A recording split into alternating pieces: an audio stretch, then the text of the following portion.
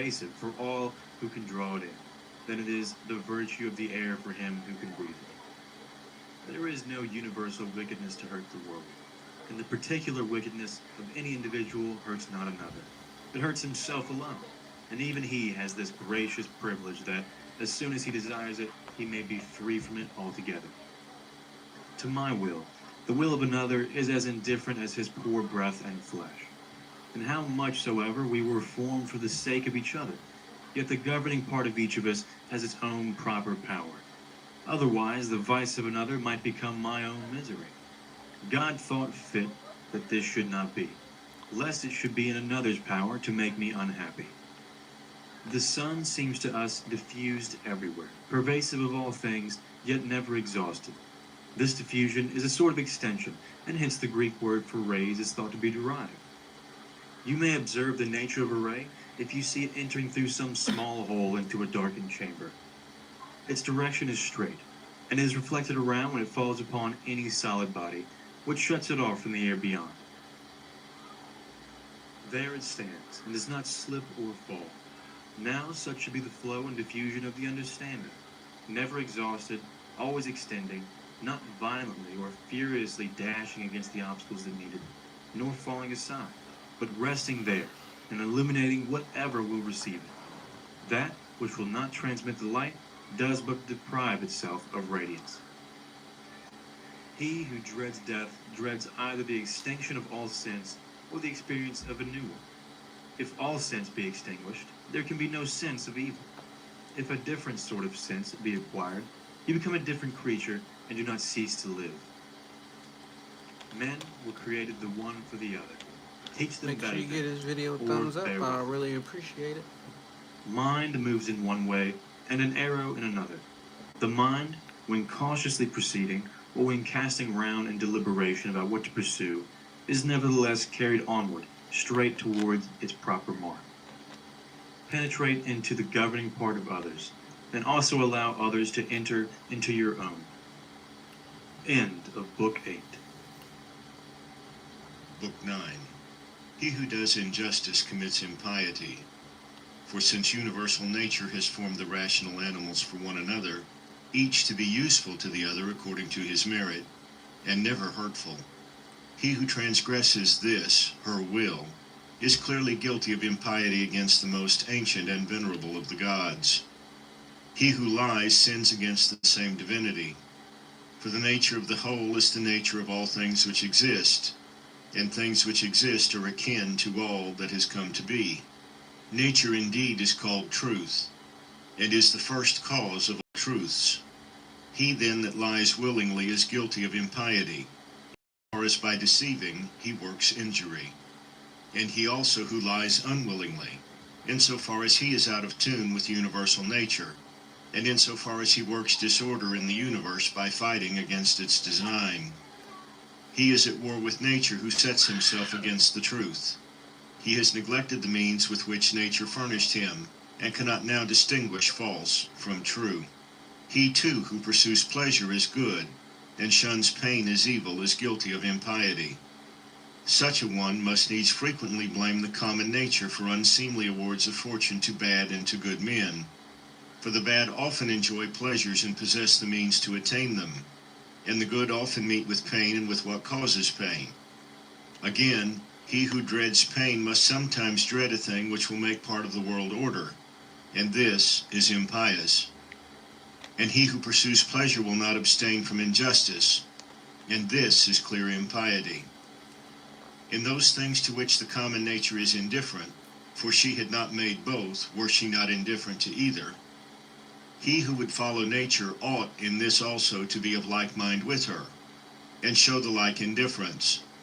And whoever is not indifferent to pain and pleasure, life and death, glory and ignominy, all of which universal nature uses indifferently, is clearly impious. By nature using them indifferently, I mean that they befall indifferently all beings which exist, and ensue upon others in the great chain of consequence which began in the primal impulse of providence. Providence, in pursuance of this impulse, and starting from a definite beginning, set about this fair structure of the universe when she had conceived the plan of all that was to be. and appointed the distinct powers which were to produce the several substances, changes, and successions. It were the more desirable lot to depart from among men unacquainted with falsehood, hypocrisy, luxury, or vanity. The next choice were to expire when cloyed with these vices. Have you then chosen rather to abide in evil, or has experience not yet persuaded you to fly from amidst the plague? For a corruption of the mind is far more a plague than any pestilential distemper or change in the surrounding air we breathe. The one is pestilence to animals as animals, but the other to men as men. Despise not death, but receive it well content as one of the things which nature wills. For even as it is to be young, to be old, to grow up, to be full grown, even as it is to breed teeth and beard, and to grow gray, to beget, to go with child, to be delivered, and to undergo all the effects of nature which life's seasons brings, such is it also to be dissolved in death. It becomes not, therefore, a man of wisdom to be careless, impatient, or ostentatiously contemptuous about death. He should rather await its coming as one of the operations of nature. Even as now you await the season when the child of your wife's body shall issue into the light, await the hour when your souls shall fall out of these, its teguments. If you wish for the common sort of comfort, here is a thought which goes to the heart. You will be completely resigned to death if you consider the things you are about to leave, and the morals of that confused crowd from which your soul is to be disengaged. It is far from right to be offended with them. It is even your duty to have a tender care for them, and to bear with them mildly. Yet remember that the parting, when it comes, will not be with men who think as you think.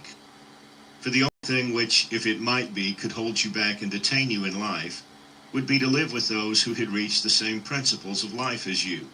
But, as it is, you, seeing how great is the fatigue and toil arising from the jarring courses of those who live together, may cry, "Haste, death, lest I too should forget myself."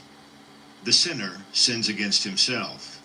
The wrongdoer wrongs himself by making himself evil. Men are often unjust by omissions as well as by actions.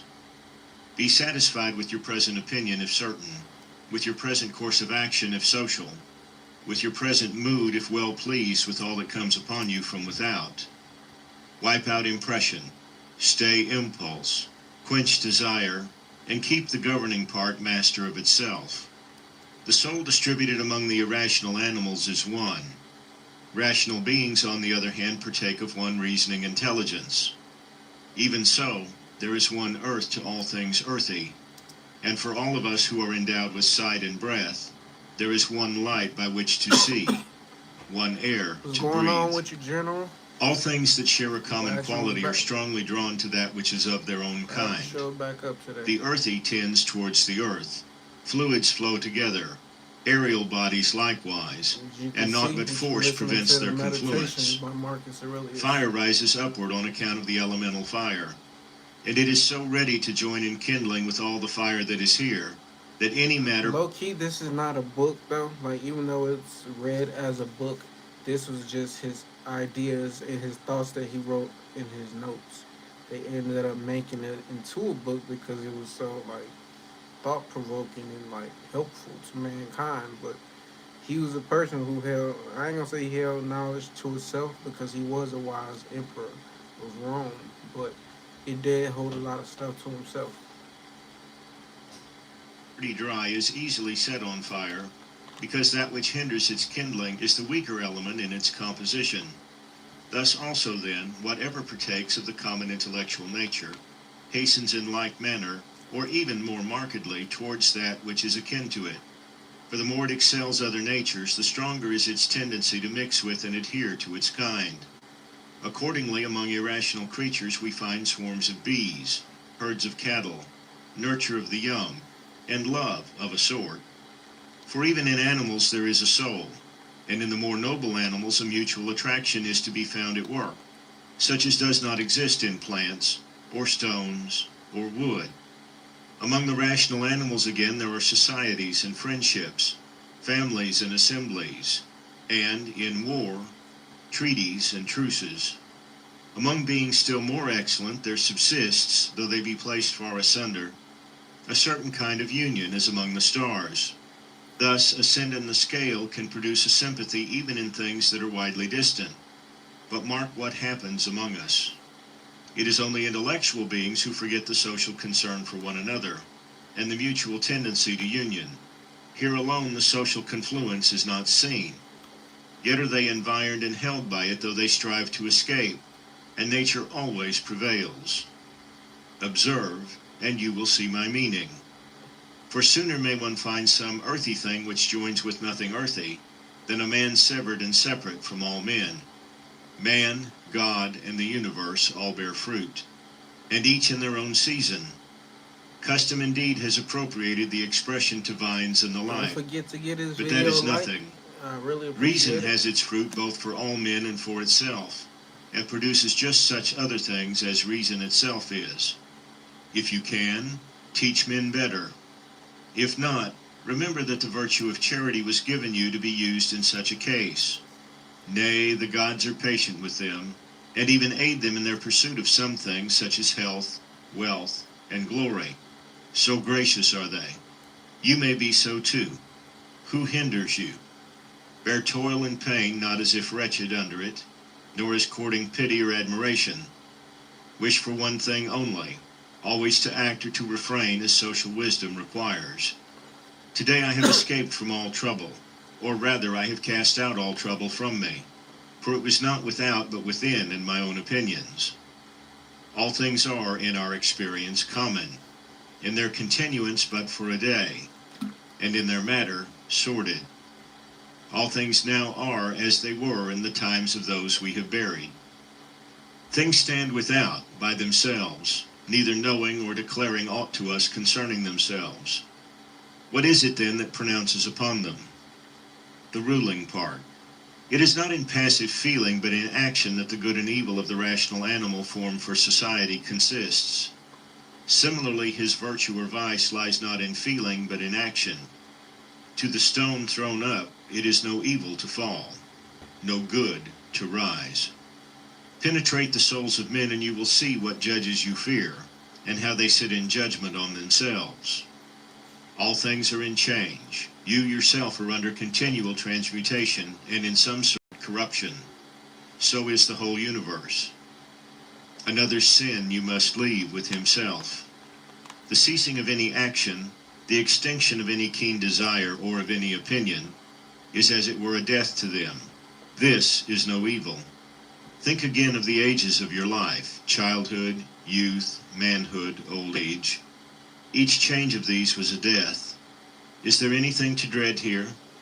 Think now of your life as it was, first under your grandfather, then under your mother, then under your father, and as you find there many other alterations, changes, and endings, ask yourself, is there anything to dread here?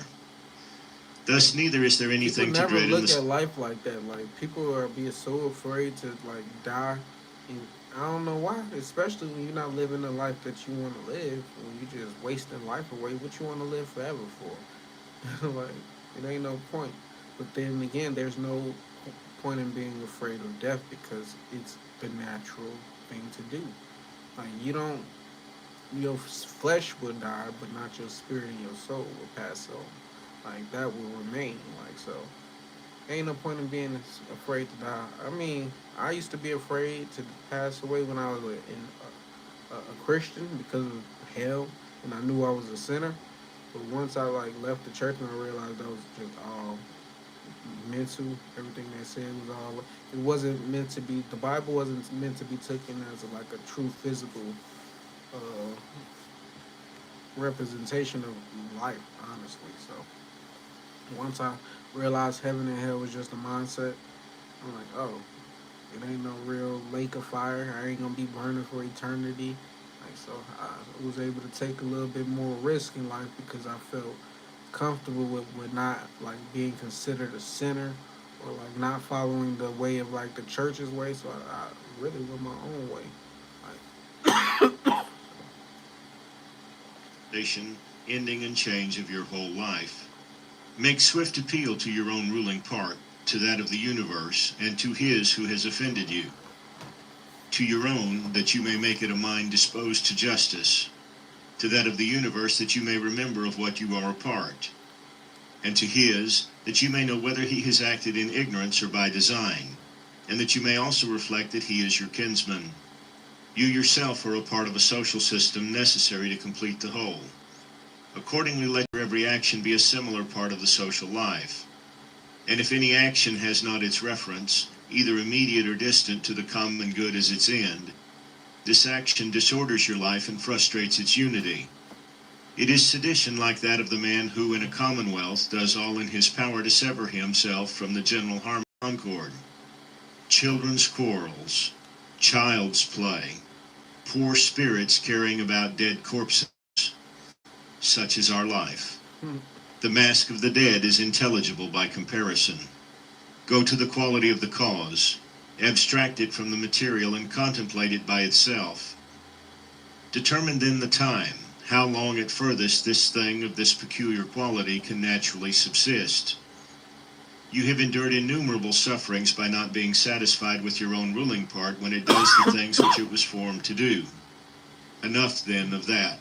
When another reproaches or hates you, or utters anything to that purpose, go to his soul, enter in there, and look what manner of man he is. You will see that you need not trouble yourself to make him think well or ill of you. Yet you should be kindly towards such men, for they are by nature your friends, and the gods too aid them in all ways, by dreams, by oracles, and even in the things about which they are most eager. The course of things in the world is ever the same, a continual rotation up and down from age to age. Either the universal mind exerts itself in every particular event, in which case you must accept what comes immediately from it, or it has exerted itself once and for all, and as a result all things go on forever in a necessary chain of consequence. Or again, atoms and indivisible particles are the origin of all things. In fine, if there be a God, all is well. And if there be only chance, you at least need not act by chance. The earth will presently cover us all, and then this earth will itself be changed into others, and these again into others, and so on without end. And if anyone considers how swiftly those changes and transmutations roll on, like one wave upon another, he will despise all things mortal. The universal cause is like a winter torrent. It sweeps all along with it. How very little worth are those poor creatures who pretend to understand affairs of state, and imagine they unite in themselves the statesman and the philosopher. The frothy fools. Do you, O man, that which nature now requires of you. Set about it if you have the means, and look not around you to see if any be taking notice, neither hope to realize Plato's Republic. Be satisfied if the smallest thing go well. Consider even such an event as no small matter, for who can change the opinions of men? And without change of opinion, what is their state but a slavery under which they groan, while they pretend to obey? Come now, speak of Alexander, Philip, and Demetrius of Phalerum. They know best whether they understood what the common nature required of them. It's become a habit for me to get online and get on live. Now it's not even a second thought. At first it was kind of I would have to force myself to get on here, but then just doing it every day has became a habit. So I'm gonna just stick with it as long as I can. But the book club is gonna kind of take a break when I go out of town. I will be going out of town soon. So when I do, I'm still get on live every day, but it's just not gonna be the book club. So, oh yeah, we definitely if we finish this book, we got less than an hour. I mean, we got probably an hour left on this book. Then we're going to get into the Bible. Question is, though, do y'all want to listen to, the book of Enoch first? Because that is, a missing book from the Bible. Or do y'all want to just get straight into it? How good you got there? Hey, I'm telling you, I got my plan. But I've been thinking about getting into that. I've been kind of excited, just because what's funny is you got on Facebook. You know how they got the memories, and one of my memories, when in 2019 when I was going through my spiritual awakening, this was when I was uh, talking bad about it. I ain't gonna say I was talking bad about the Bible, but I was like just pointing out all the flaws in it, and I was just seeing some of the posts I shared, like just what does it say? The truth after murdering. Oh damn it! That mother just passed up on this. It said after murdering, enslaving, and raping millions of them, we brutally converted them into Christians. Told them that God was white, and if they ever wanted to meet Him, they have to forgive us for everything we did. Like that was a post I posted in fucking. Wait, did I? Is this on my story? Can't be. I don't think so. I hope I nah. That ain't on my story, but it showed up as it was on my story. But that initial awakening had me like saying fuck everything my parents taught me. Like I thought it was like as a kid when you realize that Santa Claus ain't real. You like, man, y'all been lying to me all this long. Like shit. That second awakening was like, damn, y'all been lying to me about all of this shit. I should have just stopped believing y'all when y'all was lied about Santa Claus. Drop it all been forever since I read the Bible. That same thing no Christian found.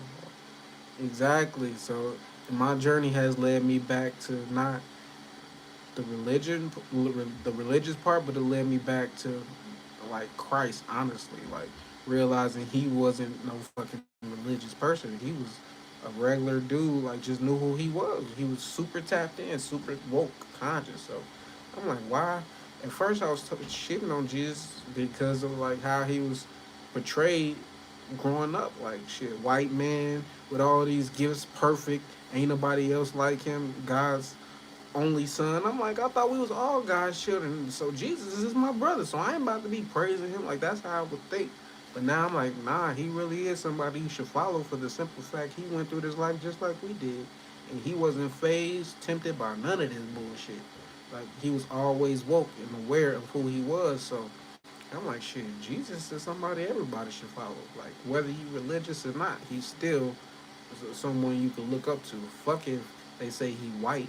Yeah, I don't. Yeah, if you we said it at the same time. Fuck it, like I don't. I know he wasn't white. Look at the tone. Look at the area it is. It's like, but that's what we grew up thinking. Like shit, just seeing Jesus white everywhere. So, but as I got my consciousness, I realized shit. He ain't white.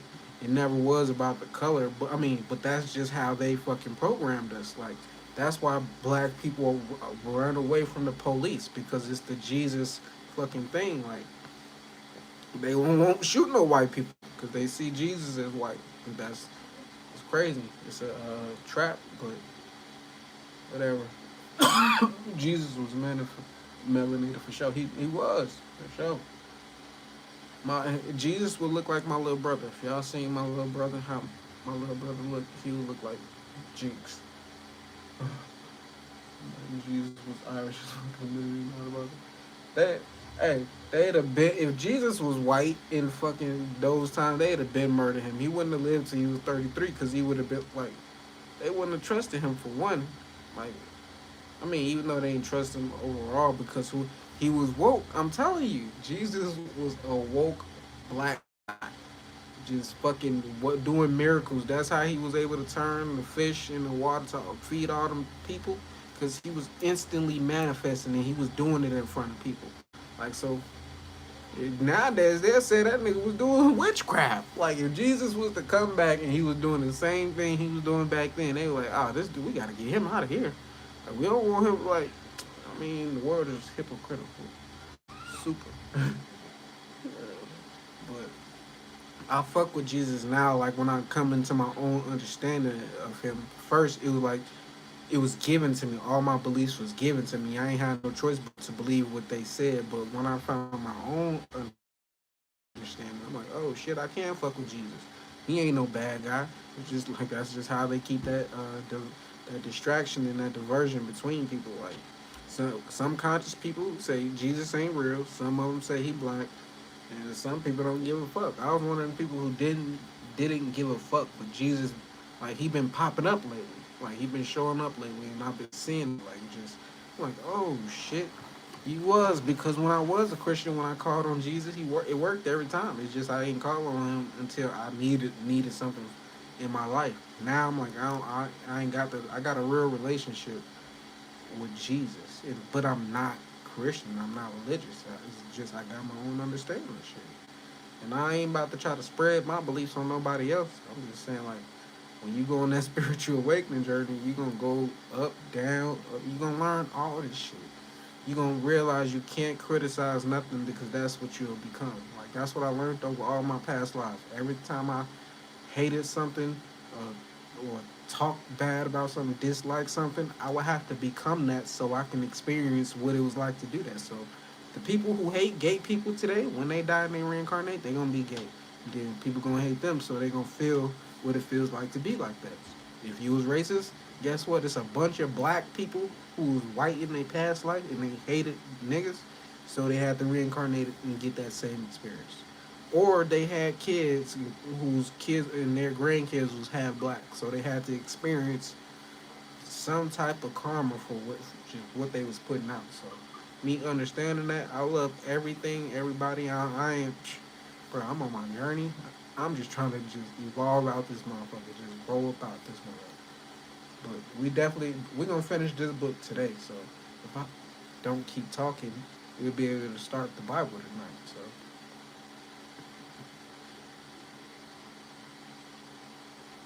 And whether they train themselves accordingly.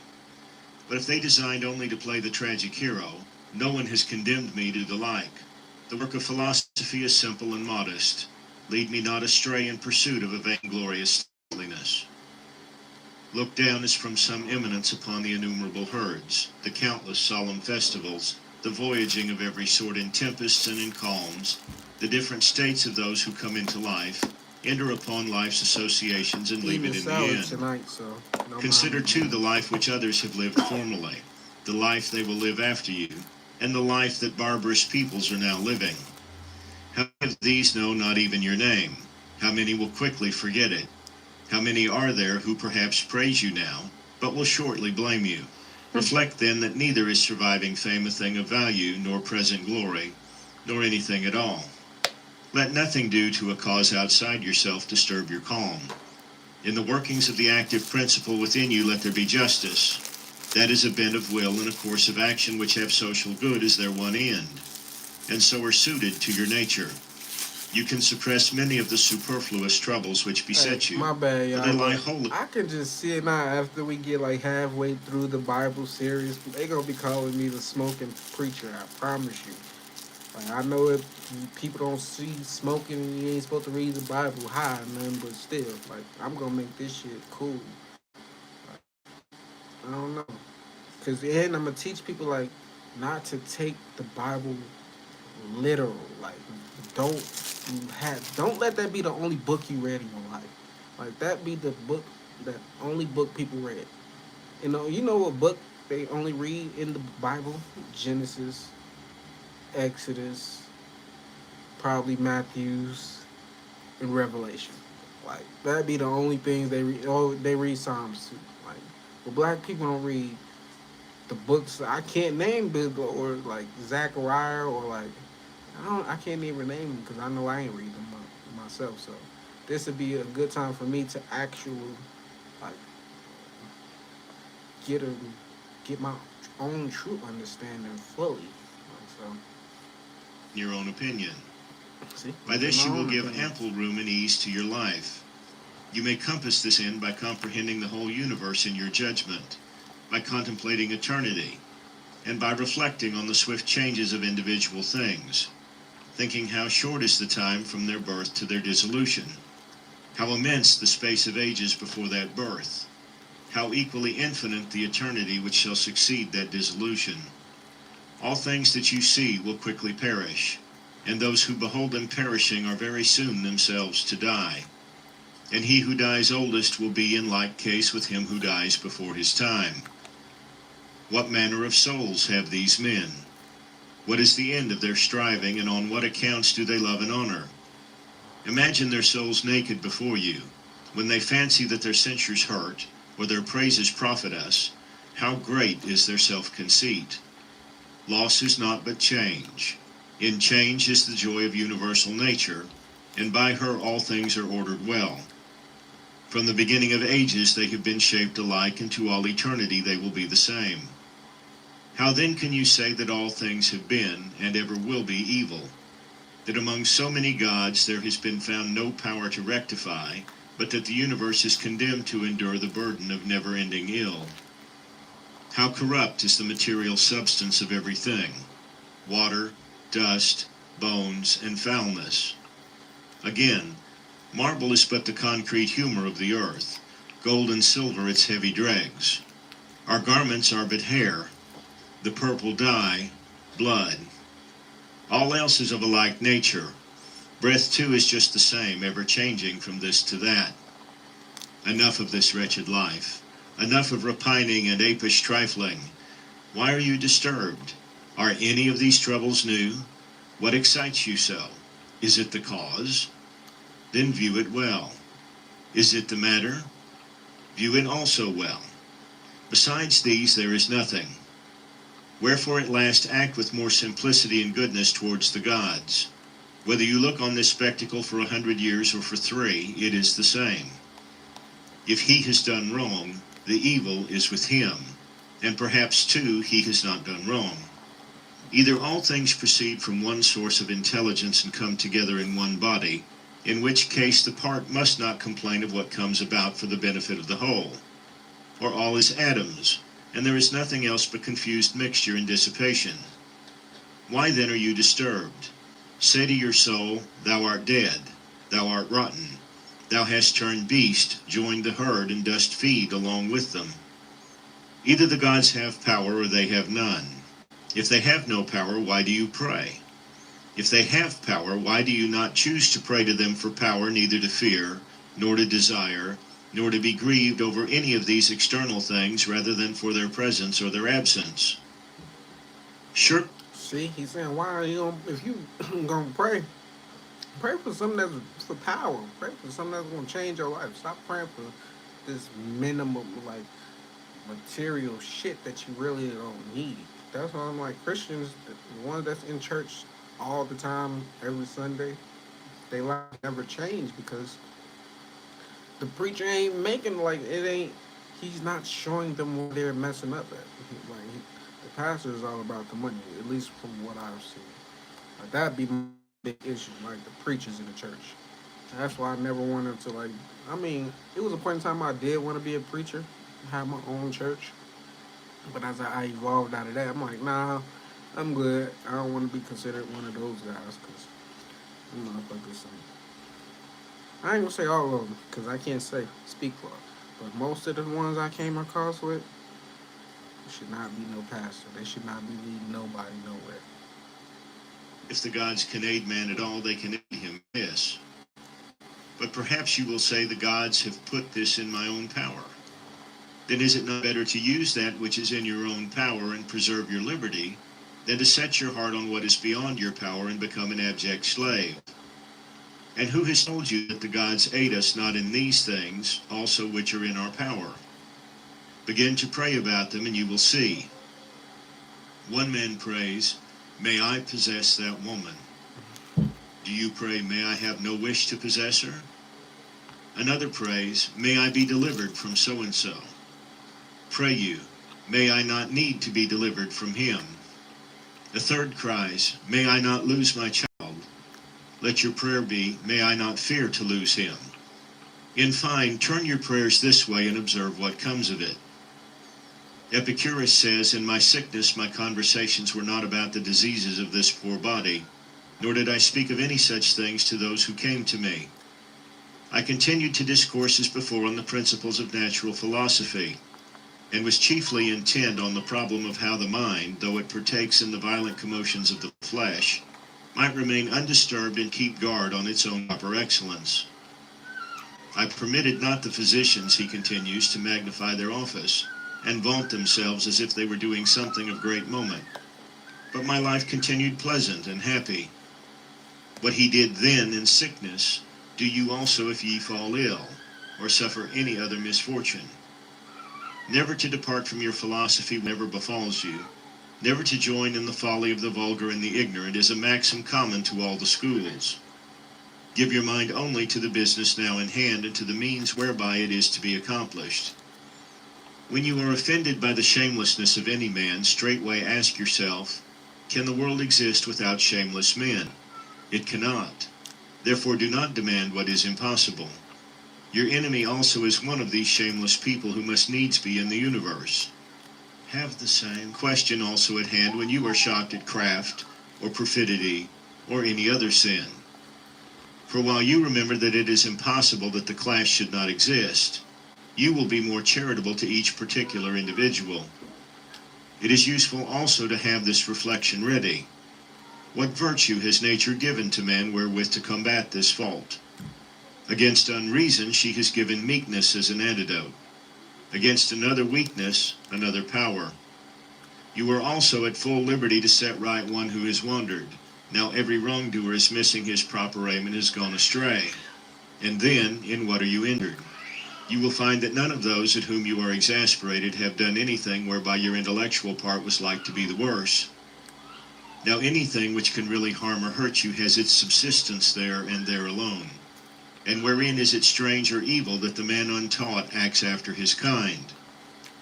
Look if you ought not to blame yourself for not having laid your account with his being guilty of such faults. Your reason gave you the means to conclude that it was probable that he would do this wrong. You forgot, and yet wonder that he has done it.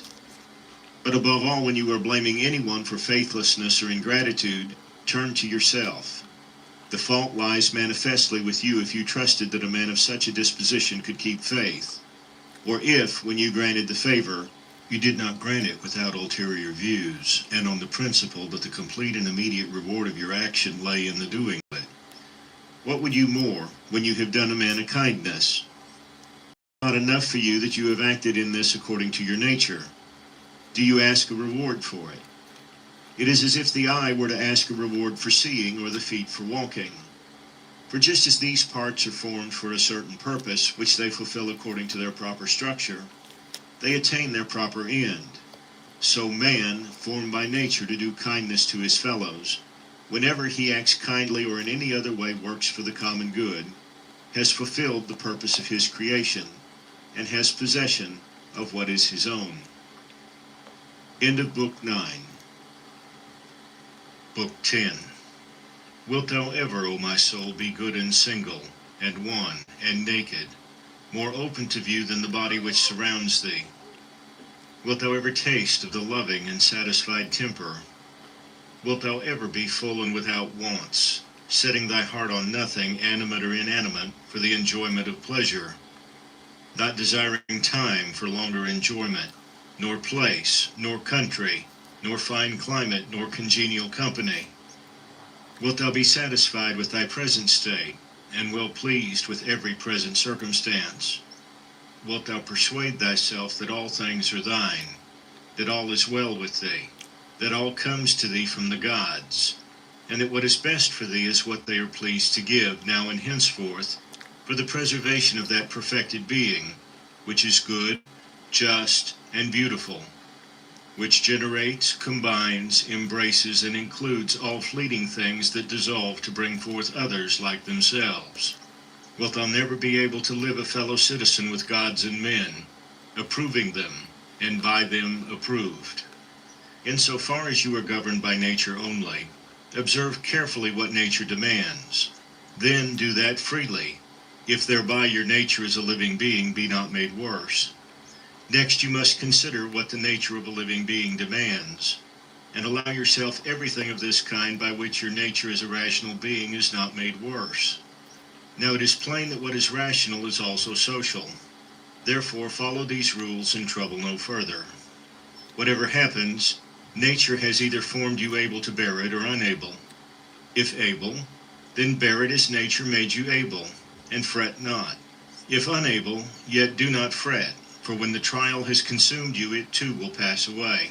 Remember, however, that nature has made you able to bear whatever it is in the power of your own opinion to make endurable or tolerable, if only you conceive it profitable or fit to be borne.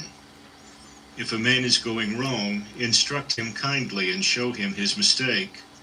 If you are unable to do this, blame yourself, or none.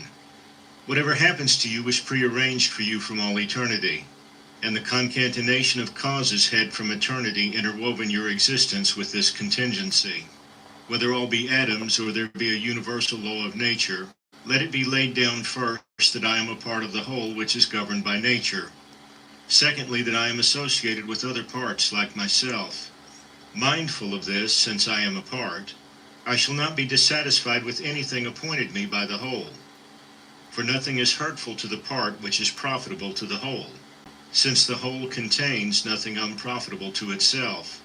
All natural systems have this law in common, and the system of the universe has another law besides, namely that it cannot be forced by any external cause to produce anything hurtful to itself. If therefore I remember that I am part of such a whole, I shall be satisfied with all that flows therefrom.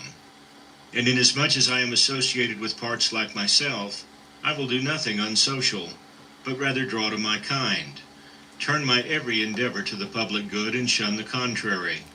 In such a course my life must needs run well, just as you would hold that the life of a citizen runs well when he passes on from one public-spirited action to another, and throws himself heartily into every task appointed him by the state. The parts of the whole, I mean the parts which are contained in the universe, must necessarily perish. Perish, let us say, meaning change. Now if it be a necessary evil for the parts to perish, it could not be well for the whole that its parts should tend to change and be constructed to perish in various ways. Did nature then set out to injure her own constituent parts, making them so that they are liable to evil and of necessity fall into it, or did it escape her notice that this comes to pass? Both suppositions are incredible, and if, dropping the notion of nature, one were merely to put it that things are constituted so, then how ridiculous at the same time to say that the parts of the universe are constituted so as to change, and also to wonder and fret at change or dissolution, as if it were something against the course of nature, especially as everything is dissolved into the elements out of which it arose. For there is either a scattering of the elements of which a thing was constructed, or a conversion of these, of the solid into earth, of the spiritual into air, so that these constituents are resumed into the system of the universe, which either undergoes periodic conflagration or is renewed by never-ending changes. And do not imagine that you had all your earthly and aerial matter from your birth, for the whole of this was an accession of yesterday or the day before, from your food and from the air you breathed. It is this accession which changes, and not what your mother bore. And granting that this recent accession may incline you more to what is individual in your constitution, yet, I think, it alters nothing of what has just been said. Having taken to yourself these titles, good, modest, true, prudent, even-tempered, and magnanimous, look to it that you change them not, and if you should come to lose them, seek them straightway again. And remember that prudence means for you reasoned observation of all things, and careful attention, even temper, cheerful acceptance of the lot appointed by universal nature. Magnanimity, the exaltation of the thinking part above any pleasant or painful commotions of the flesh, above vainglory, above death, and all such things. If you steadfastly maintain yourself in these titles, with no hankering after hearing them given to you by others, you will be a new man, and a new life will open for you. For to continue as you have been till now in the same life of distraction and defilement would mark you as a man devoid of sense, who clings to life like the half-eaten beast fighters, who though covered with wounds and gore do yet appeal to be reserved until tomorrow, to be cast again in their wretchedness to the claws and fangs that lacerated them before. Take your stand then on these few titles, and if you are able to abide in them, abide as one removed to the islands of the blessed. But if you perceive that you are falling away and cannot prevail, have the courage to retire into some corner where you may hope to prevail, or else depart from life altogether, not in anger, but in all simplicity, freedom, and modesty, having done at least one thing in life well by so leaving it. Now it will greatly help you to be mindful of your titles if you will recollect that the gods desire not adulation, but that reasoning beings should grow in likeness to themselves. And further, that a fig tree is set to bear figs, a dog to hunt, a bee to gather honey, and a man to do a man's work. Mimes, war, panic, sloth, servility will wipe out the sacred maxims which you have gathered by observing nature and stored in your mind. You ought to look and act in every case so that not only shall the task before you be accomplished, but also your theoretic faculty exercised, and the self-confidence which springs from special knowledge preserved without ostentation or affected concealment. Will you ever attain to simplicity, to dignity, to a perfect discrimination in every case as to what a thing really is, what its true place in the universe, what the time it may endure, what its composition, to whom it may belong, and who can give and take it away? The spider exults when he has captured a fly. One man because he has taken a little hare, another because he has netted an anchovy, another because he has hunted down a wild boar or a bear, and another because he has conquered the Sarmatians. But are they not brigands all, if you look to their principles? Acquire a method of perceiving how all things change into one another. Pursue this branch of philosophy and continually exercise yourself therein. There is nothing so proper as this for cultivating greatness of mind. He who does so has already put off the body, and, having realized how soon he must depart from among men and leave all earthly things behind him, he resigns himself entirely to justice in all his own actions, and to the law of the universe in everything else which happens. As for what anyone may say or think of him or do against him, he gives it not a thought, but contents himself with these two things: to do justly what he has in hand, and to love the lot appointed for him. Such a man is thrown off all hurry and bustle, and has no other will but this, to keep the straight path according to the law, and to follow God, whose path is ever straight.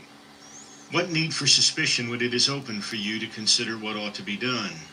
If you see your way, proceed in it calmly, flexibly. If you do not see it, pause and consult the best advisers. If any other obstacle arise, proceed with prudent caution according to the means you have, keeping always close to what appears just.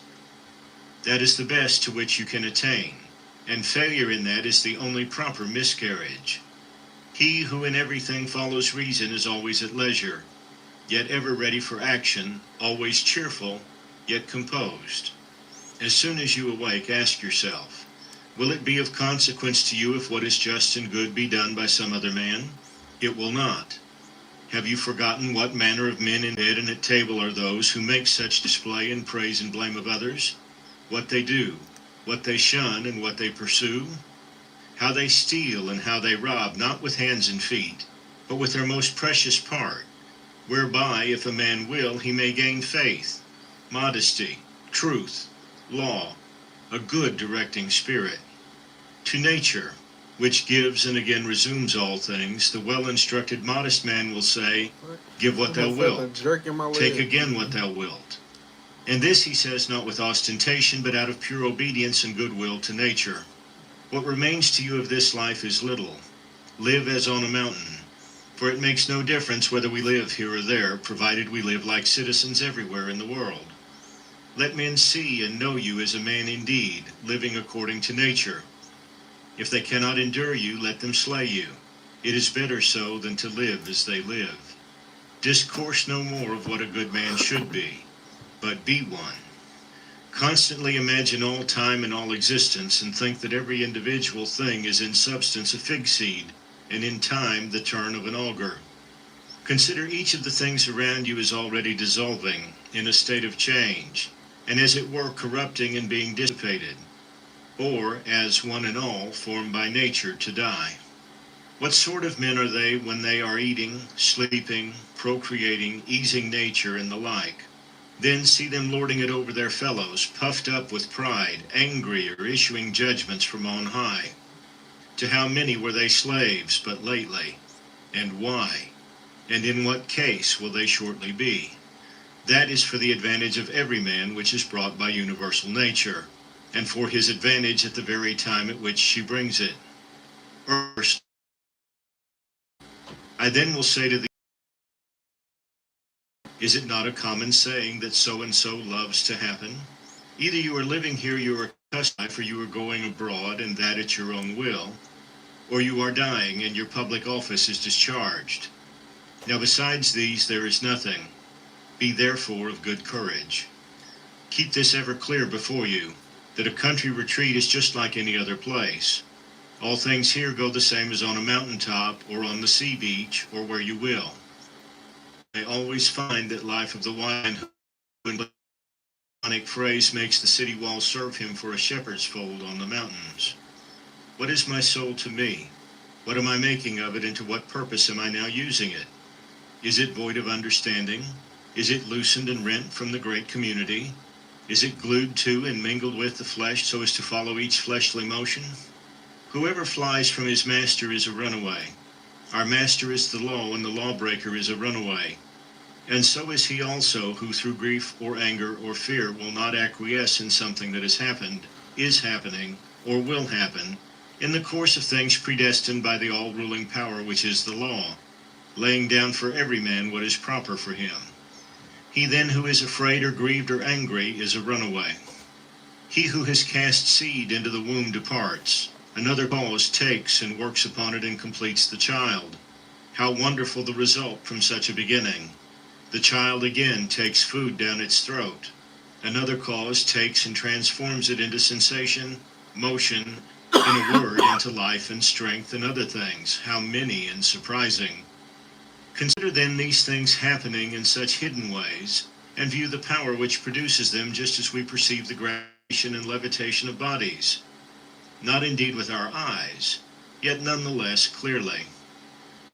Continually reflect that all that is happening now happened exactly in the same way before, and reflect that the like will happen again.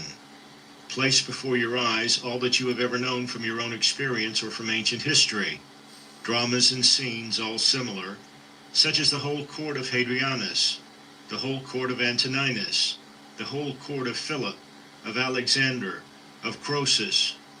All these were similar, only the actors different. Imagine everyone who is grieved or storms about anything whatever to be like the pig in a sacrifice, which kicks and screams under the knife. Such too is he who on his couch deplores in silence by himself that we are all tied to our fate. Reflect also that only to a rational being is it given to submit to what happens willingly. The bare submission is a necessity upon all. Look attentively on each particular thing you do, and ask yourself if death be a terror because it deprives you of this. When you are offended at anyone's fault, turn at once to yourself and consider of what similar fault you yourself are guilty, such as esteeming for good things, money, pleasure, a little glory, or the like. By fixing your attention on this, you will speedily forget your anger, especially if it occur to you that he acts under compulsion and cannot do otherwise. Else, if it be in your power, relieve him from the compulsion. When you have seen Satyrio the Socratic, think of Eutychus or Hymen. When you have seen Euphrates, think of Eutychio or Sylvanus. When Alcephoron comes before you, think of Propaeophorus, and when Xenophon, think of Crito or Severus. When you look upon yourself, think of any of the Caesars, and with every man likewise. Then let this occur to you. Where now are these? Nowhere, or who can tell?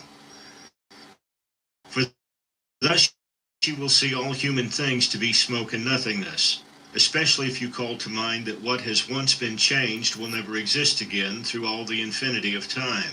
Why then this concern? And why does it not suffice you to live out your short span in well-ordered wise? What material, what a subject for philosophy you are shunning? For what are all earthly things but exercises for the rational power, when it has viewed all things that occur in life accurately and in their natural order? Abide then, until you have assimilated all these things, as a strong stomach assimilates every variety of food, as a bright fire turns whatever you throw upon it into flame and radiance. Let no man have it in his power to say with truth of you that you are not a man of simplicity, candor, and goodness, but let him prove to be mistaken who holds such opinion of you.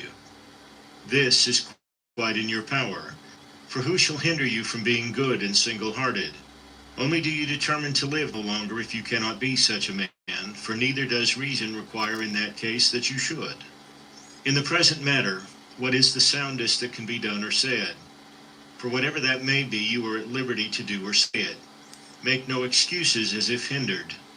You will never cease from groaning until your disposition is such that what luxury is to men of pleasure, that to you is doing what is suitable to the constitution of man on every occasion that is thrown or falls in your way. You should regard as enjoyment. Now to the cylinder it is not given to move everywhere with its proper motion, nor to water, nor to fire, nor to any other thing that is governed by a natural law only, or by a soul irrational. For there are many circumstances which constrain and stop them, but intelligent reason can pursue, through every obstacle, the course for which it was created, and which it wills to follow. Set before your eyes this ease with which reason makes its way through all obstacles, as fire goes upwards, a stone downwards, or a cylinder down a slope, and seek for nothing further. The rest of man's difficulties are merely of the body, the lifeless part of him, or else they are such as cannot crush or in any way injure him save through opinion or the surrender of reason itself. Otherwise he who suffered by them would himself straightway become evil. In the case of all other organisms, when mishap befalls, the sufferer is thereby rendered worse.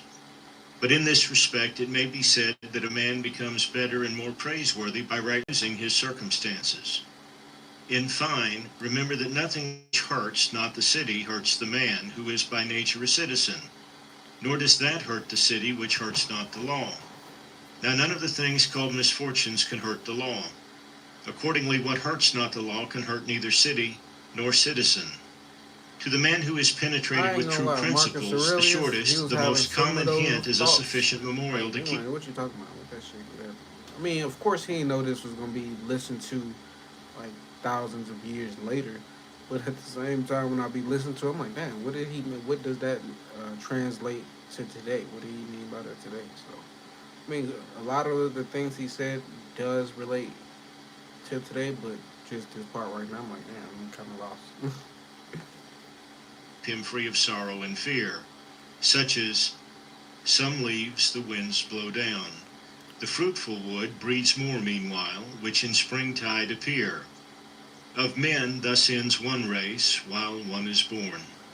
Your children are leaves, leaves too the creatures who confidently cry aloud and deal out eulogy, or it may be curses, or who carp and jeer in secret. Leaves likewise are they who transmit our fame to posterity. All these in springtide appear, then the wind shakes them down and the forest grows more to take their places. Shortness of life is common to all things, yet you shun and pursue them as though they were to have no ending. But a little and you will fall asleep, and anon others shall mourn for him who carried your bier. The healthy eye ought to look on everything visible, and not to say, I want green like an eye that is diseased. Sound hearing or sense of smell ought to be ready for all that can be heard or smelt, and the healthy stomach should be equally disposed for all sorts of food, as a mill for all that it was built to grind. So also the healthy mind should be ready for all things that happen. That mind which says, let my children be spared, and let men applaud my every action, is as an eye which begs for green, or as teeth which require soft food. There is no man so happily fated but that when he is dying, so will rejoice at the doom which is coming upon him. Were he a virtuous and wise man, will not someone at the last say within himself, at last I shall breathe freely unoppressed by this pedagogue? He was not indeed hard on any of us, but I always felt that he tacitly condemned us. This they would say of a good man. But in my own case, how many more reasons are there why a multitude would rejoice to be rid of me? You will reflect on this when dying, and depart with the less regret when you consider, I am leaving a life from which my very partners for whom I toiled and prayed and planned are wishing me to be gone, hoping it may be to gain some additional advantage from my departure. Why then should one strive for a longer sojourn here?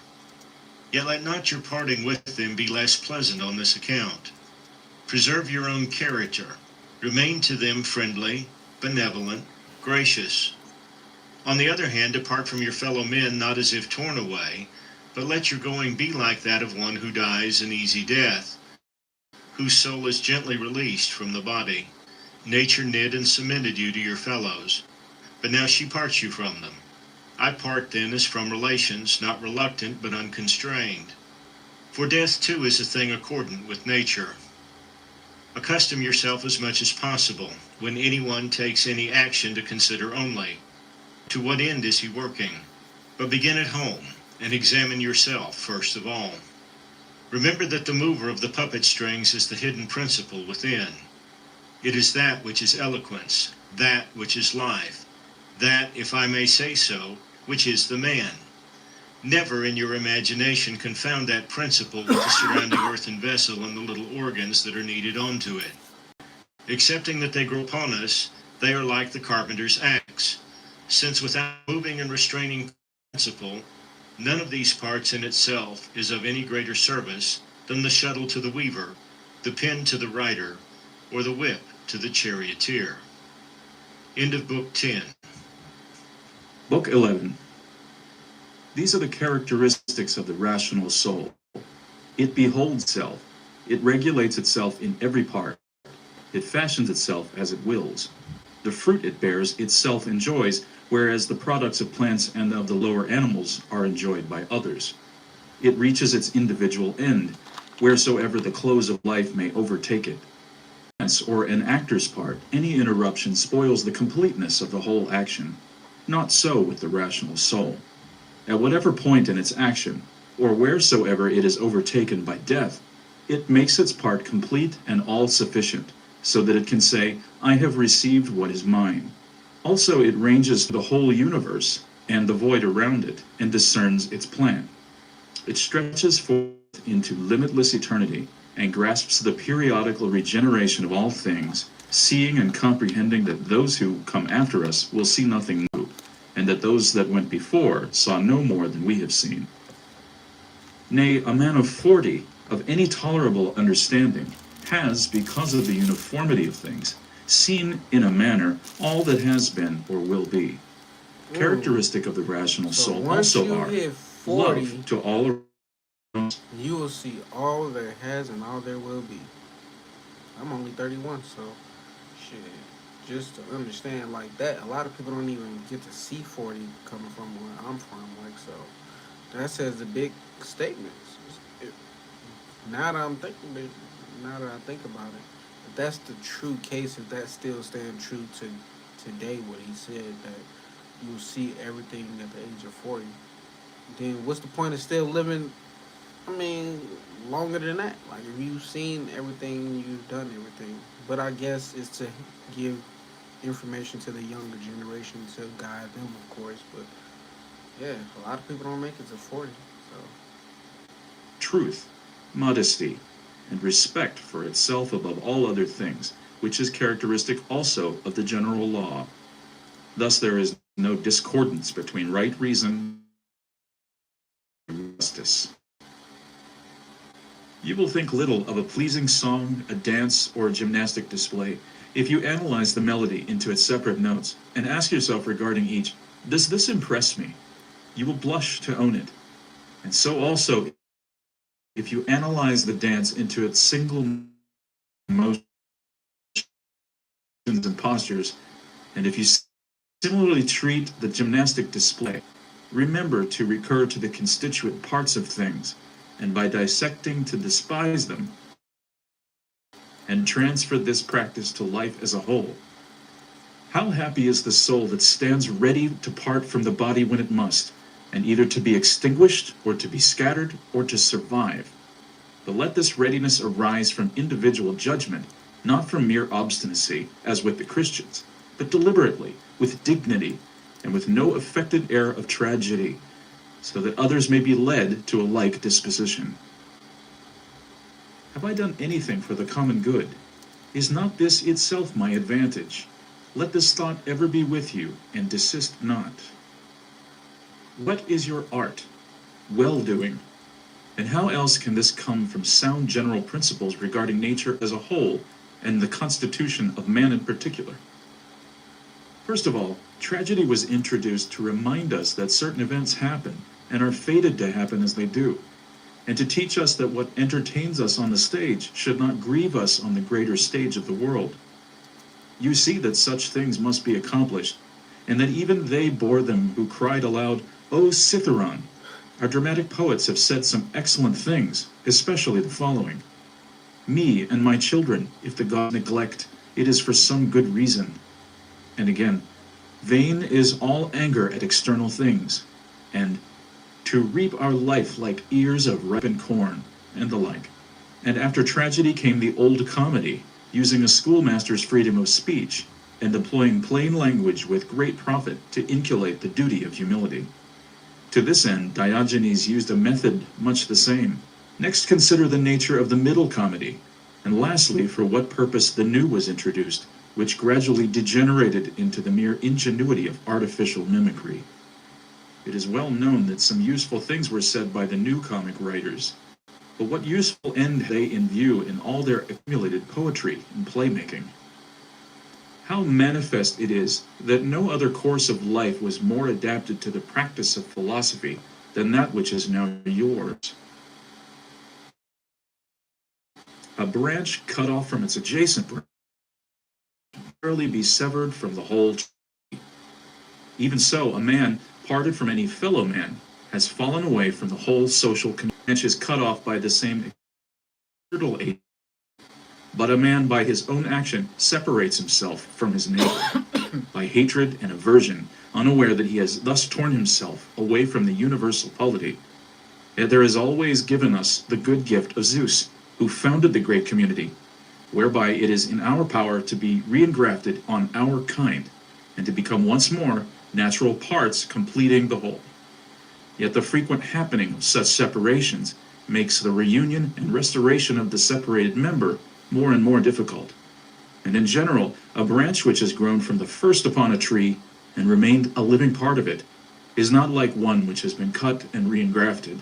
As the gardeners would say, they are of the same growth, but of different persuasion. As those who oppose you in the path of right reason have no power to divert you from sane action, so let them not turn you away from amenity toward themselves. Be watchful alike to persist in stable judgment and action, and in meekness toward those who would hinder or otherwise molest you. It is equally weak to grow angry with them or to desist from action and submit to defeat. Both are equally deserters, he who runs away and he who refuses to stand by friend and kinsman. Nature cannot be inferior to art. The arts are but imitations of nature. If this be so, that nature, which is the most perfect and comprehensive of all, cannot be inferior to the best artistic skill.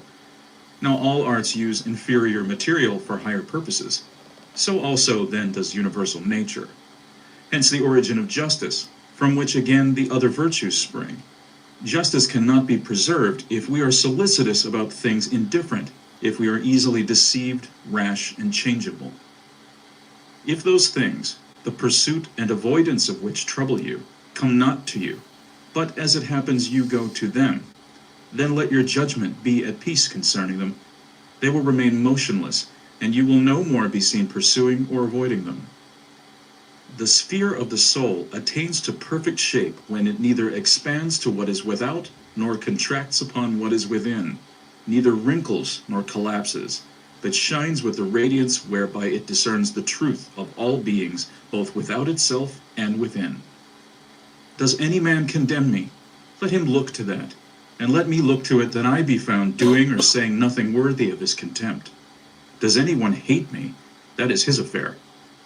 I shall be kind and good-natured to everyone, and ready to shew his mistake to him that hates me, not in order to upbraid him or to make a show of my patience, but from genuine goodness, like Phocion, if he indeed was sincere. Your inward character should be such that the gods may see you neither angry nor repining at anything. What evil is it for you now to act according to your nature, and to accept now what is seasonable to the nature of the universe? You, a man appointed to do some service for the common good. Although they despise, yet they flatter one another. Although they desire to overtop, yet they cringe to one another. How rotten and insincere in his profession who says, I mean to deal straightforwardly with you. What are you doing, man? There is no need for such a preface. It will appear of itself. Such a profession should be written clearly on your forehead. A man's character should shine forth clearly from his eyes, as the beloved sees that he is so in the glances of those that love him. The straightforward good man should be like one of rank odor who can be recognized by the passer as soon as he approaches, whether he will or no. The ostentation of straightforwardness is the knife under the cloak. Nothing is baser than a wolf friendship. Shun it above all things. The good, straightforward, kindly man bears all of these qualities in his eyes and is not to be mistaken. To live the best life is within the power of the soul, if it be indifferent to indifferent things, and it will be indifferent if it looks on all such things severally and wholly with discrimination, mindful that not one of them can impose upon us an opinion of concerning itself, or it can come of itself to us. Things stand motionless without, and it is we that form opinions about them within, and, as it were, write these opinions upon our hearts. We may avoid so writing them, or if one has crept in unawares, we may instantly blot it out. 'Tis but for a short time that we shall need this vigilance, and then life will cease. For the rest, why should we hold this to be difficult? If it be according to nature, rejoice in it, and it will become easy for you. If it be contrary to nature, search out what suits your nature, and follow it diligently, even though it be attended with no glory. For every man will be forgiven for seeking his own proper good. Consider whence each thing came, of what it was compounded, into what it will be changed, how it will be with it when changed, and that it will suffer no evil. As to those who offend me, let me consider. First, how am I related to mankind? That we are formed the one for the other, and that, in another respect, I was set over them as the ram over the flock, and the bull over the herd. Consider yet more deeply thus. There is neither an empire of atoms or an intelligent nature governing the whole. If the latter, the inferior beings are created for the superior, and the superior for each other. Secondly, consider what manner of men they are at table, in bed, or elsewhere, and especially by what principles they hold themselves bound, and with what arrogance they entertain them. Thirdly, if they act rightly, we ought not to take it amiss, and if not rightly, manifestly they do so without intention and in ignorance. For no soul is willingly deprived of truth, or of the faculty of treating every man as he deserves. Accordingly, men are grieved to be called unjust, ungrateful, greedy, and in short, sinners against their neighbors. Fourthly, you yourself do often sin, and are no better than another. And if you abstain from certain sins, still you have the disposition to commit them, even if through cowardice, fear of your character, or other meanness, you hold back. Fifthly, you cannot even be perfectly sure that wrong has been done, for many things admit of justification. And generally speaking, a man must have learned much before he can pronounce surely upon the conduct of others. Sixthly, when you are vexed or worried overmuch, remember that man's life is but for a moment, and that in a little we shall all be laid to rest. Seventhly, it is not the acts of others that disturb us. Their actions reside in their own souls. Our own opinions alone disturb us. Away with them then. Will that you entertain no thought of calamity befallen you, and the anger is gone. But how remove them?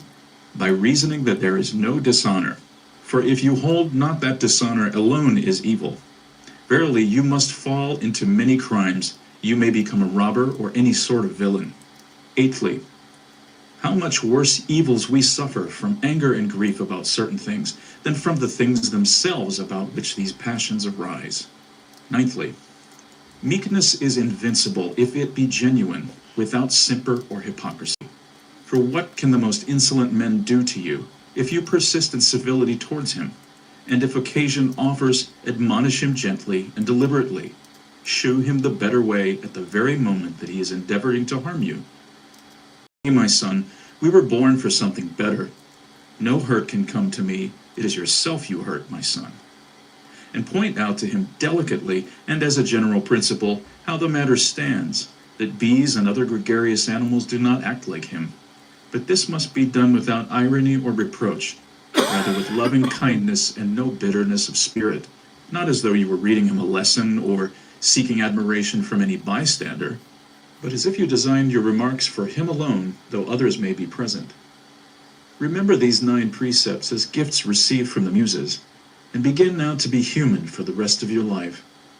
Beware equally of being angry with men and of flattering them. Both are unsocial and lead to mischief. In all anger, recollect that wrath is not becoming to a man, but that meekness and gentleness, as they are more human, are also more manly.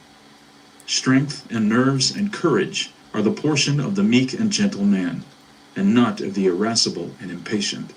For the nearer a man attains to freedom from passion, the nearer he comes to strength. A weak man in grief is like a weak man in anger.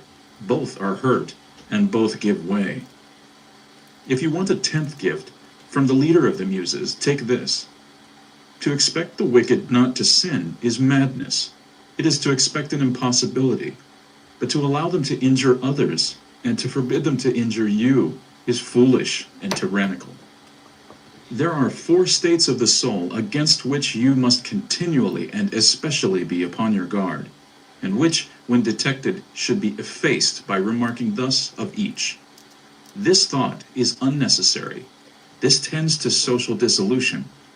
You could not say this from your heart, and to speak otherwise than from the heart, you must regard as the most absurd conduct.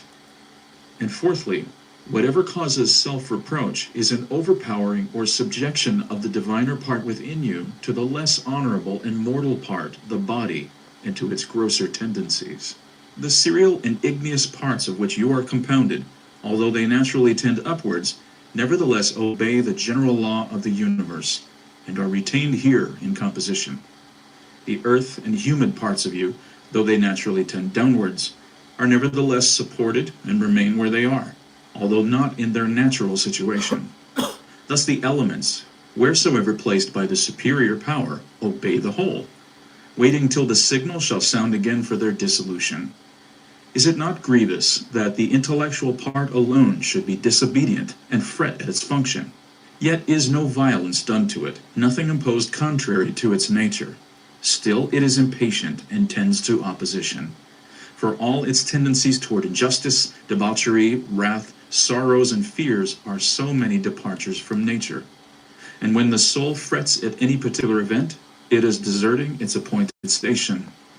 It is formed for holiness and piety toward God, no less than for justice. These last are branches of social goodness even more venerable than the practice of justice. He whose aim in life is not always one and the same cannot himself be one and the same through his whole life. But singleness of aim is not sufficient, unless you consider also what that aim ought to be. For as there is no agreement or opinion regarding all of those things which are reckoned good by the majority, but only as regards some of them, such as are of public utility, so your aim should be social and political. For he alone who directs all his personal aims to such an end can reach a uniform course of conduct, and thus ever be the same man. 22. Remember the country mouse and the town mouse, and how the latter feared and trembled. Socrates called the maxim of the vulgar hobgoblins, boogies to frighten children. The Spartans at their public shows set seats for strangers in the shade, but sat themselves where they found room. Socrates made this excuse for not going to Perdiccas upon his invitation, lest I should come to the worst of all ends by receiving favors which I could not return. In the writings of the Ephesians there is a precept frequently to call to remembrance some of those who cultivated virtue of old. The Pythagoreans recommended that we should look at the heavens in the morning, to put us in mind of beings that go on doing their proper work uniformly and continuously, and of their order, purity and naked simplicity, for there is no veil upon a star. Think of Socrates clad in a skin, when Xanthippe had taken his cloak and gone out, and what he said to his friends, who were ashamed, and would have left him when they saw him dressed in such an extraordinary fashion. In writing and reading, you must be led before you can lead. Much more is this so in life. Yourself a slave, your speech cannot be free. And my heart laughed within me. Virtue herself they blame with harshest words. To look for figs in winter is madness, and so it is to long for a child that may no longer be yours. Epictetus said that when you kiss your child, you should whisper within yourself, "Tomorrow perhaps he may die." Ill-omened words, say you. The words have no evil omen, says he, but simply indicate an act of nature. Is it evil omen to say the corn is reaped? The green grape, the ripe cluster, the dried grape are all changes, not into nothing, but into that which is not at present. Like, I understand, even though, like, why would you tell yourself my kids could die tomorrow? But at the same time, you have to be detached from death like that. You gotta understand we all gonna die. Not all of us gonna make it to a long life. We're not all gonna live a long life. Some children don't make it to see even teenage years. So I understand what he means. Like, you gotta tell yourself that, because if it does happen, you want to be prepared. You don't want to be all down and out. But yeah, let's finish this book. We only got a few more minutes before I start the Bible, and I'm gonna end this live, and then I'm gonna just transition to the other one. So. No man can rob you of your liberty of action, as has been said by Epictetus. He tells us also that we must find out the true art of assenting, and in treating of our impulses, he says that we must be vigilant in restraining them, that they may act with proper reservation, with public spirit, with due sense of proportion. Also that we should refrain utterly from sensual passion, and not be restive in matters where we have no control. The contention is not about any chance matter, said he, but as to whether we are insane or sane. What do you desire, says Socrates, to have the souls of rational beings or of irrational? Rational. Rational of what kind? Virtuous or vicious? Virtuous. Why then do you not seek after such souls? Because we have them already. Why then do you fight and stand at variance? End of the 11th book. Book 12. 1. All that you desire to compass by devious means is yours already, if you will but freely take it. That is to say, if you will leave behind you all that is past, commit the future to Providence, and regulate the present in piety and justice. In piety, that you may love your appointed lot, for nature gave it to you, and you to it. In justice, that you may speak the truth without constraint or guile, that you may do what is lawful and proper, that you may not be hindered by the wickedness of others, or by their opinion or their talk, or by any sensation of this poor surrounding body, for the part concerned may look to that. If then, now that you are near your exit, setting behind you all other things, you will hold alone in reverence your ruling part, the spirit divine within you.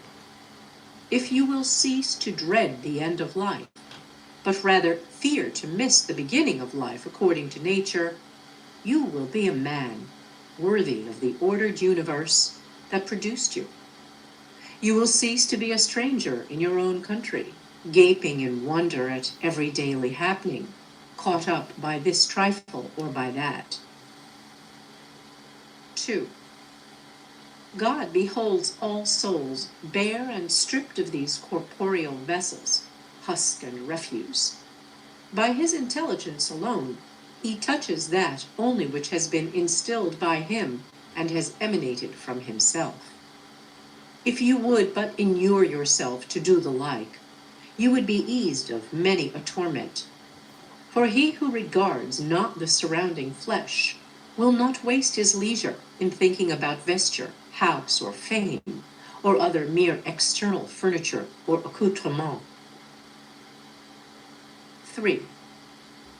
3 parts there are of which you are compact: body, soul, intelligence. Of these, the 2 first are yours insofar as they must have your care. The third only is properly your own. And if you will cast away from yourself, that is, from your mind, all that others do or say, all that you yourself have done or said, all your fears for the future, all the uncontrollable accompaniments of the body that envelops you and of its congenital soul, and all that is whirled in the besieging vortex that races without, so that your intellectual power, made pure and set above the accidents of fate, may live its own life in freedom, just, resigned, veracious. If, I repeat, you cast out from your soul all comes of excessive attachment either to the past or to the future, then you will become, in the words of Empedocles, a faultless sphere, rejoiced in endless rest. You will study to live the only life there is to live, to wit, the present, and you will be able, till death shall come, to spend what remains of life in noble tranquility, at peace with the spirit within. 4. I have wondered often how it comes that, while every man loves himself beyond all others, yet he holds his own opinion of himself in less esteem than the opinion of others. Yet, if a god or some wise teacher came and ordered a man to conceive and design nothing which he would not utter the moment it occurred to him, he would not abide the ordeal for a single day. Thus, we stand in greater awe of our neighbor's opinion of us than we do of our own. 5. How can it be that the gods, who have ordered all things well for man's advantage, overlooked one thing only, to wit, that some of the best of mankind, who have held the closest relations with things divine, and by pious works and holy ministry become intimate with the divinity, once dead, should arise no more, but be altogether extinguished? If this be truly so, be well assured that, if it ought to have been otherwise, they would have made it otherwise. Had it been right, it would have been practicable, and had it been according to nature, nature would have effected it. From its not being so, if it really be not so, be persuaded that it ought not to have been. You see that in debating this matter, you are pleading a point of justice with the gods. Now, we would not thus plead with the gods were they not perfectly good and just. And if they are so, they have left nothing unjustly and unreasonably neglected in their administration. 6. Essay even tasks that you despair of executing. The left hand, which in other things is of little value for want of use, yet holds the bridle more firmly than the right, for in this it has practice. 7. Consider how death ought to find you, both as to body and as to soul. Think of the shortness of life, of the eternities before and after, and of the infirmity of all material things. 8. Contemplate the fundamental causes stripped of disguises. Think what pain is, what pleasure is, what death, and what fame. Consider how many are themselves the causes of all the disquiet that they suffer, how no man may be hindered by another, how all is matter of opinion. 9. In the use of principles, we should be like the pugilist rather than the swordsman. For when the latter drops the sword which he uses, he is undone. But the former has his hand always by him, and needs but to wield it. 10. Consider well the nature of things, distinguishing between matter, cause, and purpose. 11. What a glorious power is given to man, never to do any action of which God will not approve, and to welcome whatever God appoints for him. 12. As to what happens in the course of nature, the gods are not to be blamed. They never do wrong, willingly or unwillingly. Neither are men to be blamed, for they do no wrong willingly, There is therefore none to blame. 13. How ridiculous and how like a foreigner is he who is surprised at anything which happens in life. That is 14. a fact. When people would say, There is either a fatal necessity. Since I've been on my journey, I can't say I ain't ever been surprised. Actually, it's probably been a few times that I've been like really surprised, but that was because I was asking the universe and I was saying it purposely, like I can't be surprised. Like there's no surprises in life, and boom, like they hit me, and I'm like, oh shit. But when you're on your path and you know where you're going in life, like everything that happens, everything you manifest, like you thought of it before it happened. So there is no surprise when I hit millions of dollars. I won't be able to. You wouldn't be able to interview me and say, "Was it? Did you not see it coming?" No, I seen it coming years ago. That's why I'm on it. That's why I'm here. An unalterable order, or a placable providence, or a blind confusion without a governor. If there be an unalterable necessity, why strive against it? If there be a providence admitting of propitiation, make yourself worthy of the divine aid. If there be an ungoverned confusion, be comforted, seeing that in this tempest you have within yourself a guiding intelligence. And if the wave should carry you away, let it carry away the carcass and the animal life. For the intellectual part of you, it will not carry away. 15. If the light of a lamp shine, and lose not its radiance until it be extinguished, shall truth, justice, and temperance be extinguished in you before your own extinction? 16. When you have the impression that a man has sinned, say to yourself, how do I know that this is sin? And if he has sinned, consider that he stands self-condemned, and thus, as it were, has torn his own face. He that would wish the wicked not to sin is like one who would have the fig tree not have juice in its figs, would have infants not cry, horses not neigh, and other inevitable things not happen. What shall the wicked man do, having a wicked disposition? If you are so keen, cure it.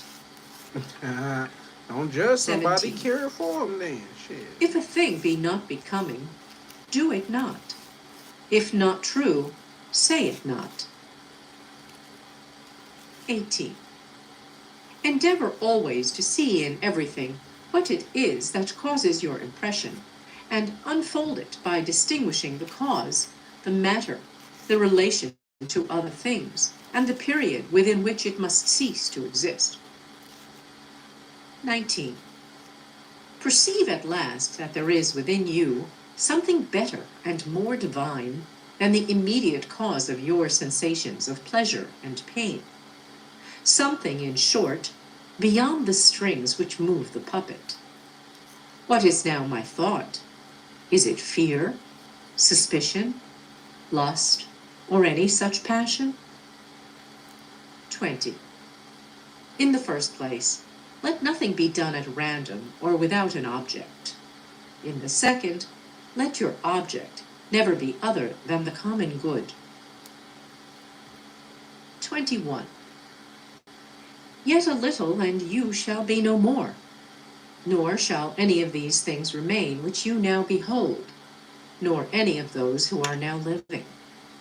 It is the nature of all things to change, to turn, and in order that other things may, in their course, spring out of them. 22. Reflect that everything is matter of opinion, Didn't happen, and opinion rests with yourself. How would you have good things? Like if there is no bad in this world, then how could you have good? It wouldn't be no good. Just like there is no fucking bad. Just because you think somebody is doing something wrong or they shouldn't be doing it, you don't know what that person came on this planet to do. No matter what it is, whether it's murder, like I ain't gonna mention a few other things because that's fucked up still, but at the end of the day, we all came here on this planet with some type of purpose, some type of mission, whether it was good or bad. And if you live in your purpose, you shouldn't even be worried about what somebody else got going on, especially if it ain't affecting you. So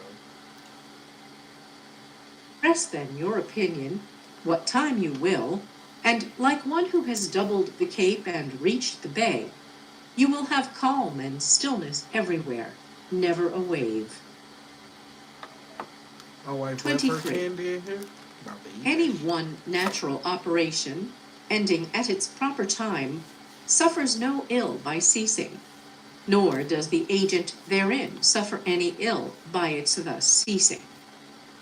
In like manner, as to the whole series of actions which is life, if it ends in its season, it suffers no ill by ceasing, nor is he who thus completes his series in any evil case. The season and the term are assigned by nature, sometimes even by your own nature, as in old age, but always by the nature of the whole, by the interchange of whose parts the universe still remains fresh and in its bloom. Spirit is intelligent. That's a Now, fact, though. that is always Yeah, good back from and seeing this seasonable, kind of which place. is advantageous to the nature of the whole. Wherefore, the ceasing of life cannot be evil to the individual. There is no turpitude in it, since it is beyond our power, and contains nothing contrary to the common advantage. Nay, it is good, since it is seasonable and advantageous to the whole, and congruent with the order of the universe. Thus, too, he is led by God, who goes the same way with God, and that by like inclination. 24. Have these three thoughts always at hand. First, as to your action, do nothing inconsiderately, or otherwise than justice herself would have acted. As for external events, they either happen by chance or by providence. Now, no man should quarrel with chance or censure providence. Second, examine what each thing is, from its seed to its quickening, and from its quickening to its death, of what materials it is composed, and into what it will be resolved. Shout out to you, Venus Third, Reed. reflect that could you be raised on high, and from thence behold all human affairs, you would discern their great variety, conscious at the same Whoever's time joining of the crowds the of live serial kind of and late, 'cause ethereal. this book is about to end within like a few minutes. I'm gonna be restarting it back, my live back, not this one, but the one that I have set scheduled. And we're gonna be listening to the Bible. This is not no religious thing. I'm just reading it for like to get my own understanding, see if I can decode anything, read between the lines. So we started that series right after this book. So this only got probably like less than 10 minutes left. So as soon as I end this live, I'm gonna be restarting it and we're gonna be listening to that. So just to give you a heads up. Make sure you get his video thumbs up too if you haven't already. Really appreciate it. Inhabitants around us. But were you so raised ever so often, you would always see the same things, all uniform and of brief duration. Can we set our pride on such matters? 25. Cast away opinion and you are saved. Who then hinders you from casting it away? 26. When you fret at anything, you have forgotten that all happens in accordance with the nature of the universe, and that the wrong done will others. This, too, that whatever happens has happened, and will happen, and is now happening everywhere. You have also forgotten how great is the bond between any man and all the human race, a bond not of blood and seed, Nice to meet you as well. but of common intelligence. You have forgotten that the intelligence of every man is divine and an efflux from God. Also, that no man is proprietor of anything. His children, his body, his very life are given of God. You have forgotten, too, that everything is matter of opinion, and that it is the present moment only that one can live or lose. 27. Bring to frequent recollection those who have grieved about anything overmuch, those who have been preeminent in the extreme of glory or misfortune, in feuds or other circumstances of fate.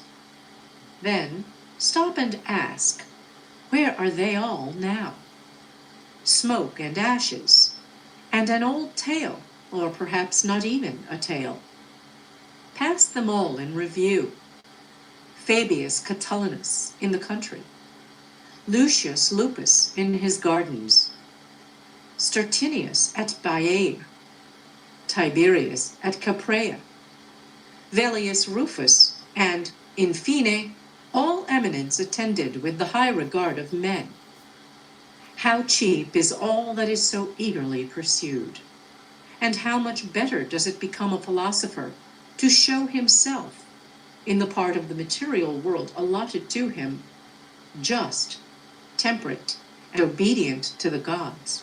And this simplicity, for most intolerable of all, is the pride of false humility. 28. To those who ask, where have you seen the gods, and how assured yourself of their existence, that you worship them, make this reply. First, they are visible, even to the eye. Again, my own soul I cannot see, and yet I reverence it. Thus, too, as regards the gods, I continually feel their power, and so I know that they exist, and I worship them. Do you hear how he's saying 29. them gods? He's not saying The safety of life one God. is to see the I've always believed there was multiple gods, even when I was a Christian. Like, so that's why I was always into Greek mythology, Egyptian mythology, Roman mythology. Shit, I would even like Thor and them shit. That's what is that mythology? Celtic? No, that's not Celtic mythology. That's can't remember. But it's all mythology, so, and it's all different gods. It's not just one god who controls this whole thing. Like, I never thought that. Just for the simple fact how you got children, like, who created, like, I always want to know who created God. Like, did he just appear out of nowhere? Out of, well, I'm not for sure how that works, but before we start talking about the, let's just finish this book. nature of everything, and to discern the matter and the form of its constitution. Also, Shout out to you, do Dennis, for justice with subscribing all to your the channel, heart, though. and to Really speak the appreciate it. truth. What remains but to enjoy life, adding one good to another, so as not to lose the smallest interval? 30. There is but one light of the sun, although it be scattered upon walls and hills and a myriad other objects. There is but one common substance, although it be divided among 10,000 bodies, having as many different qualities. There is but one soul, though it be distributed among countless different natures and individual forms. There is but one intelligent spirit, though it may seem to be divided. The other parts of these individuals of which we have spoken, such as breath and matter, are void of perception and of mutual affection. Yet, even they are held together by the intelligent spirit, and gravitate together. But intelligence has a special tendency to its kind, and unites therewith, and the community of feeling is not broken. 31. What do you desire? To live on? Or is it to feel or to desire? To grow and to decay again? To speak or think? Which of all these seems worthy to be desired? And if each and all of them is despicable, proceed to the last that remains, to follow reason and God.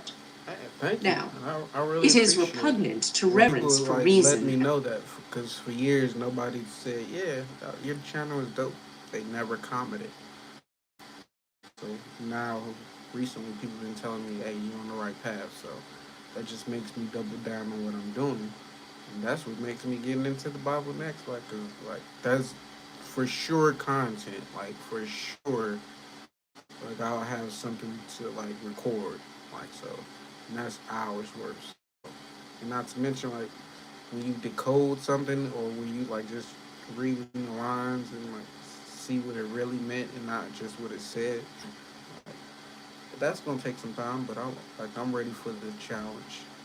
I've prepared myself by listening to all those other books. So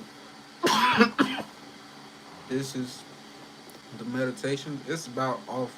Like I don't know if I should just end this live and we can just hop on the other one. Like, but this was kind of it went over my head a few times. I ain't even gonna lie. But at the same time, I know if I go through life again and I come back and listen to this book, I'll like understand it. Like I ain't gonna say completely, but I'll understand it more better. And that's just with any book. So that's why it's good to reread things over and over, rewatch things, and make sure you're always listening because your mind will take you off of what you're doing and it'll be thinking about something else, especially when you listen to an audio book. So you'll be missing a lot of information. So that's why it's important to always go back and see what you didn't hear on the first time. So or second, third, or fourth, how many times you read something or do something. For God to grieve at the loss by death of these other despicable things. 32. How small a part of the boundless immensity of the ages is allotted to each of us, and presently that will vanish in eternity. How little is ours of the universal substance, how little of the universal spirit. On what a little clod of the whole earth do we creep. Considering all this, reckon nothing great except to act as your nature leads you, and to endure what universal nature brings to pass. 33. How is it with your ruling part? On this all depends. All other things, within or without our control, are but corpses, dust, and smoke. 34. This, most of all, must rouse you to despise death, that even those who held pleasure to be good and pain to be evil, nevertheless despised it. 35. To him who holds that alone to be good which comes in proper season, who cares not whether he has acted oftener or less often according to right reason, to whom it makes no difference whether he behold the universe for a longer time or a shorter, for this man death also has no terror. 36. You have lived, O man, as a citizen of this great city. Of what consequence to you, whether for 5 years or for 3? What comes by law is fair to all. Where then is the calamity, if you are sent out of the city by no tyrant or unjust judge, but nature herself, who at first introduced you, just as the praetor who engaged the actor again dismisses him from the stage? But, say you, I have not spoken my 5 acts, but only 3. True, but in life 3 acts make up the play. For he sets the end who was responsible for its composition at the first, and for its present dissolution. You are responsible for neither. Depart then graciously, for he who dismisses you is gracious. End of Book 12. End of The Meditations of the Emperor Marcus Aurelius Antoninus by Marcus Aurelius. Translated by George. Alright, enough of that. That was the end of that book. Thank you guys for tuning in to that. We're about to end this live. Just go. We're about to check out the Bible. So, alright, see you guys over there if y'all do join. So.